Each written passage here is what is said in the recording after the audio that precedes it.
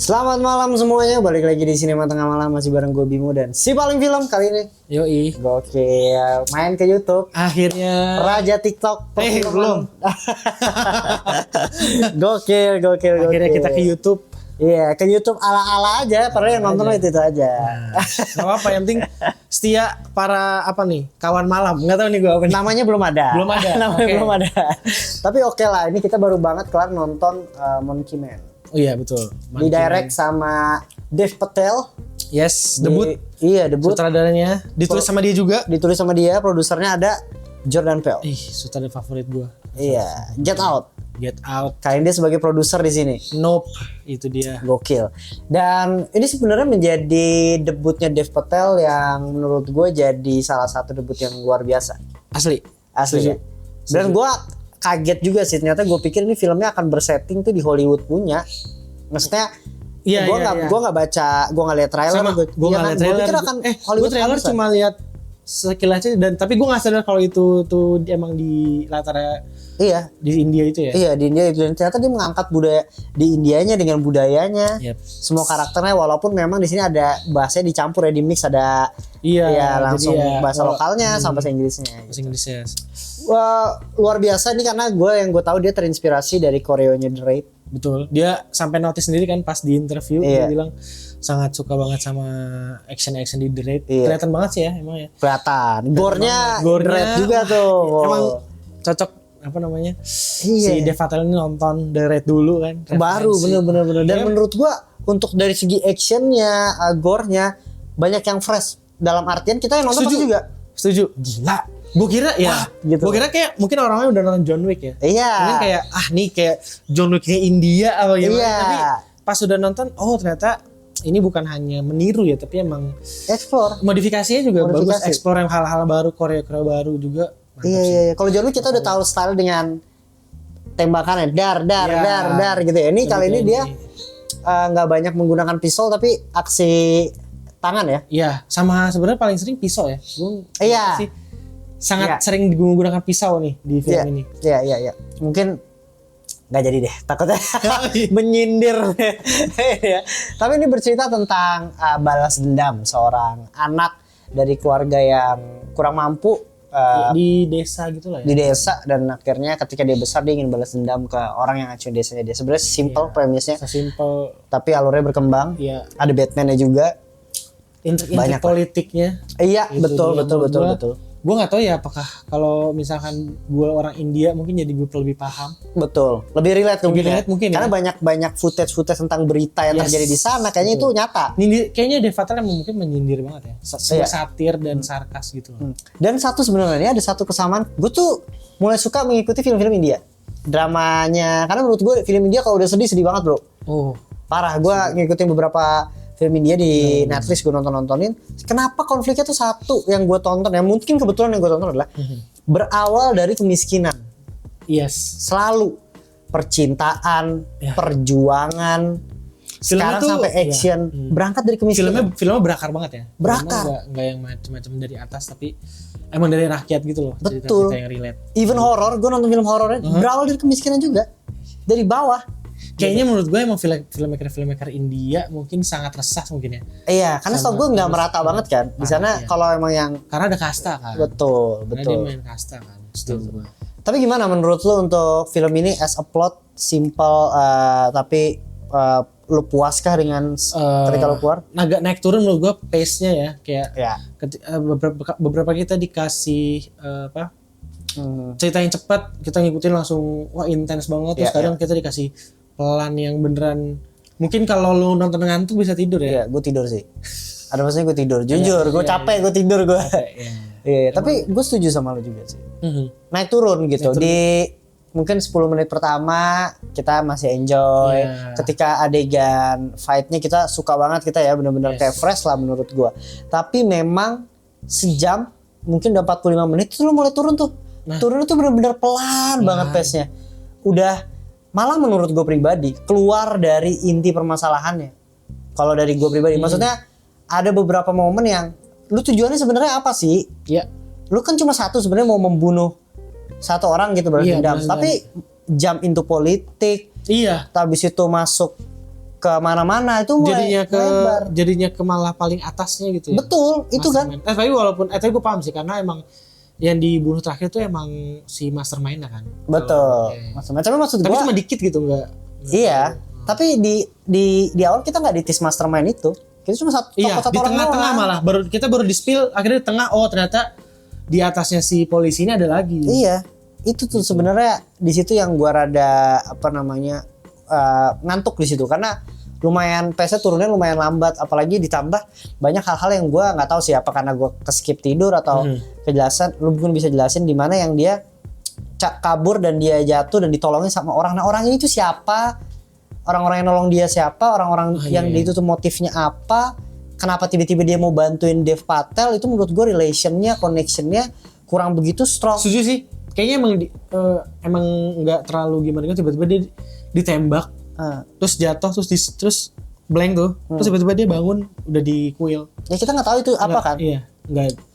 Betul dan apa menurut gue di sini kalau ngomongin kekurangan ya koneksi karakter-karakternya menurut gue yang kuat cuma si Dev Patel doang, padahal di situ ada menurut gue yang bagus, ada Alfonso yang menurut gue lucu bisa jadi icebreaker tuh di situ. Dan menurut gue tugas dia cukup buat pas ngebantu dia untuk ke atas aja sih. Iya. Ngebantu dia dikerja di situ. Iya. Sisanya dia dimusuhin lagi nggak ada penting sih, rada nggak penting sih itu. Nggak penting loh. Maksudnya si Alfonso ini di scene udah setelah dia ditangkap itu nggak tahu lah setelah dia ditembak itu nggak tahu lagi dia.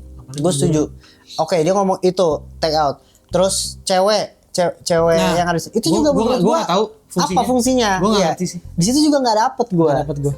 Even villain utamanya pun gue merasa kurang jahat gitu, maksud gue kurang menakutkan karena maksud gue Dev Patel jago berantem gitu. Iya. Dia kan kita nggak pernah tahu dia jago berantem apa sebenarnya. Polisinya menurut gue kurang pendalaman karakter sih. Iya. Si villain polisi ini sama kurang ada motivasi aja sih. Jadi kayak sekedar polisi jahat mungkin kita taunya ya. Bad cops aja. Nggak tahu alasan bad copsnya apa gimana, nggak tahu sih. Iya, dan maksud gue apalagi polisinya kan kayak nggak kenal gitu sama Dev Patel. Gue kalau jadi polisinya, gue nggak bakal ngajak Dewan Bewan, gue bunuhnya udah selesai. Ngapain nih orang tikus doang gitu loh. Dan gue mungkin pahamnya karena mungkin mau sesimpel itu ya, dia mau ngasih tahu sesimpel ada si Hanuman ini, ibarat kata Hanuman ini si siapa?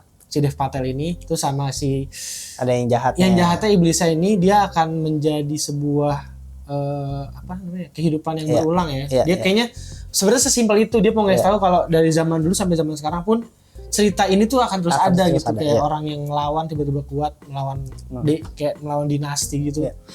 Good banget, gue suka banget sama tadi gue bilang budaya yang diangkat, mungkin cerita yang diangkat dan disambungin dengan plot utamanya itu bagus banget. Ada Hanomannya itu ada si Dev Patelnya gitu ya.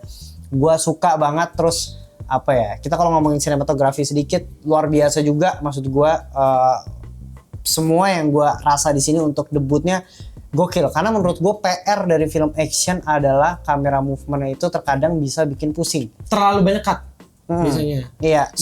Menurut gue itu adalah masalah. Setahu gue ini adalah masalah sebelum The Raid itu lahir, setahu gue. Jadi film-film Hollywood itu kebanyakan banyak main cut. Nah setelah The Raid ada, baru tuh akhirnya ternyata lebih baik dari bikin long take yang lebih zoom, lebih detail. Itu baru di The Raid sih, setahu gue makanya referensi di situ. Dan di sini gue acungin jempol juga buat Dev Patel, lu nggak pusing nonton aksinya. Gue ngerasa sih nyaman sih. Walaupun memang gue akuin mungkin ada terinspirasi dengan The Raid juga. Dia tuh terlalu banyak kalau sadar tuh menggunakan detail, banyak banget detail banget, zoom. Padahal ada beberapa yang gue rasa kayaknya lebih bagus kalau lu pengen lihat situasinya gitu loh. Jarang ada kayak beda sama John Wick. John Wick ada saatnya zoom deket, ada saatnya tiba-tiba naik track dari atas. Iya.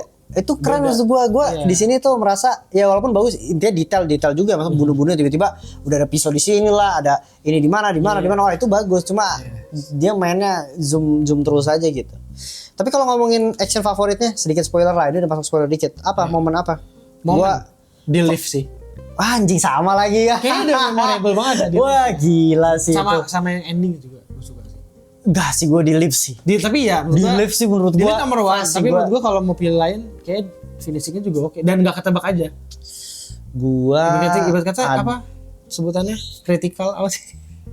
Gua tuh itu di lift tuh wah anjing, gue di lift nggak expect. Maksud gue John Wick kita sama-sama tahu bunuh orang pakai pensil itu menjadi itu adalah ikoniknya John Wick. Ikonik sampai akhirnya ditunjukin di John Wick 2 kalau nggak salah bunuh orang pakai pensil. Pensil atau pulpen gitu lah. Pakai pensil. Dan ini buset, gue nggak nyangka ada scene di mana pelan-pelan gue pikir bakal cerak gitu ya, ketusuk di leher gitu ya. Ternyata nggak ketusuk di leher, itu cuma ketusuk dikit. Dev Patel masih gigit pisaunya, ditekenin anjir itu gue bilang, what man? Fresh banget itu menurut gue. Dan banyak sebenarnya ada beberapa momen yang lo dipanci, dijepret, digeplak, pakai apa namanya saus. Itu enggak sama ini, sama pakai hak. Oh iya. Sepatu cewek. Iya jebret. Siapa jebret? Coba lu bakal pakai. Itu juga sih terakhir gue juga suka sih. Gue nggak expect terakhirnya terjadi di area yang gue nggak saat. Nah itu. Gue kira ternyata headshot. Iya makanya gokil sih. Untuk action gue akuin Dev Patel oke. Mungkin gue tidak bilang jelek karena ini debutnya dia. As a debut ini bagus banget. Gue suka banget lah menurut gue. Actionnya luar biasa. Cuma mungkin fokusnya lebih ke action. Jadi plotnya lebih sedikit kurang konsisten gitu. Karakter juga sama. Padahal kalau bisa dapat karakternya yang lebih oke banget. Gitu. Terlalu fokus di Dev Patel aja. Dev Patel gue tahu satu ya adegan di tempat prostitusi. Ributnya. Itu juga satu yang bagus. Dev Patel berani menelanjangi yang terjadi di sana. Menurut gue. Dan dan menariknya adalah gue kira akan ada sensor-sensor yang gak ada bro. Ini loh. Emang monkey filmnya bro. Challengers ngapain coba? Iya, Challengers itu gue yakin Challengers gara-gara orang terkenal aja loh, terkenal si Zendaya. Iya. Kenapa Monkey Man nggak disensor? Tolong inkonsistensi. Iya gila. Apa namanya lembaga sensor film Indonesia? Tolong konsisten. Itu Dev Patel Monkey Man gila loh di prostitusi loh. Kita bukan minta di-cut ya, tapi tolong emang jangan usah di-cut. Iya. Biar esensinya maksudnya dapat full. Iya. Tapi kenapa kemarin saya nonton Challengers dipotong? Adegan ributnya gokil. Kacau banget. Gak expect pakai kapak ya. Gila bagus banget lah, gue suka banget. Itu dia loh, gue dapat banget sih. Overall gue suka plot oke lah, it's okay. Skor dari lu berapa? Gue kayaknya 4/5 sih. Lu 4/5? 4/5 gue. Gua 3,5. 3,5. Boleh lah 3,5. 3,5 Oke lah, buat yang nonton langsung tulis reviewnya di kolom komentar kira-kira gimana. Buat yang belum nonton langsung nonton aja. Jangan lupa follow TikToknya. Si paling film udahlah itu. Lu tulis S aja udah tulisnya banyak yang belum tahu lah. Langsung lu S aja langsung lo. Kan lu temen. Kalau belum temen nggak muncul. Oke lah, jangan lupa like, subscribe sama komen dan sampai ketemu di episode berikutnya. Bye, selamat malam.